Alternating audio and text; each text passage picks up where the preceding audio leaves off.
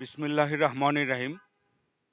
আজকে সারা বাংলাদেশের জন্য, সারা বিশ্বে যত বাঙালি, বাংলাদেশী আছে কিংবা জাতীয়তাবাদী চেতনায় যারা বিশ্বাসী, তাদের জন্য আজকের দিনটা একটা শোকাহত, মর্মাহত।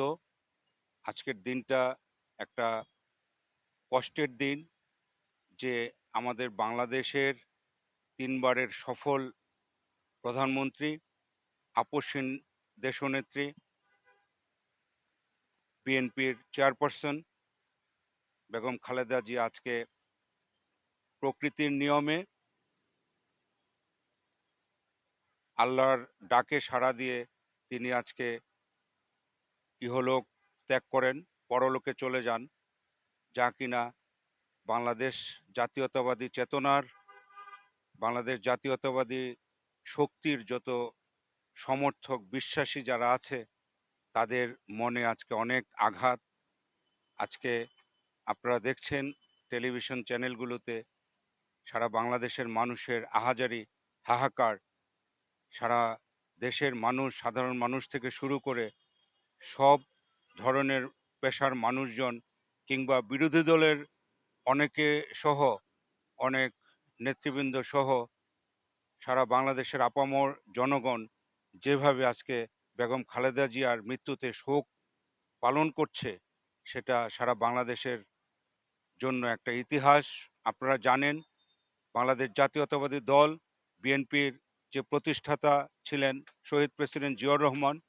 জিয়াউর রহমান যখন এই পৃথিবী ছেড়ে চলে যায়, তখনও সারা বাংলাদেশের ঐতিহাসিক একটা জানাজা হয়েছিল, যেখানে সারা বাংলাদেশের আপামর জনগণ উপস্থিত ছিল এবং সারা বাংলাদেশ শহীদ প্রেসিডেন্ট জিয়াউর রহমানকে এখনো পর্যন্ত তার আদর্শের কারণে আজকে মনের ভিতরে লালন করছে। তেমনি আমাদের বেগম খালেদা জিয়া, আমাদের নেত্রী, আজকে চলে গেছেন। আজকে সারা বাংলাদেশের মানুষ তার আদর্শে উজ্জীবিত হয়ে তাকে, তার বাকি জীবন বাংলাদেশের মানুষ তাকে মনে রাখবে, এটাই কামনা করছি। আজকে বাংলাদেশের মানুষ এই শোক সহ্য করছে। আপনারা জানেন যে আজকে দেশনেত্রী বেগম খালেদা জিয়া কত জনপ্রিয় ছিল।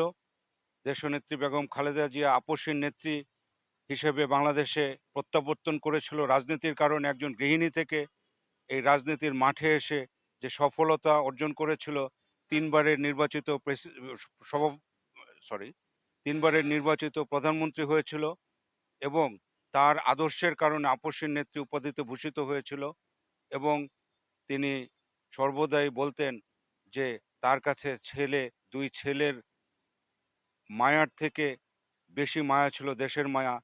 যেই মায়ায় তিনি দেশ ত্যাগ না করে, বিভিন্ন শর্তে রাজি না হয়ে, বিনা শর্তে, এক শর্তে বাংলাদেশে থেকে গেছেন, দেশের মায়া, যে এই দেশে জন্ম আমার, এই দেশেতেই মরবো। এই শর্তে তিনি বাংলাদেশের রাজনীতি করেছেন। আমরা অত্যন্ত বেদনাহত, আমরা মর্মাহত। আমি যদিও ঢাকার মানুষ, আমি আমার ব্যবসায়িক কাজে চিটাগাংয়ে এসেছিলাম।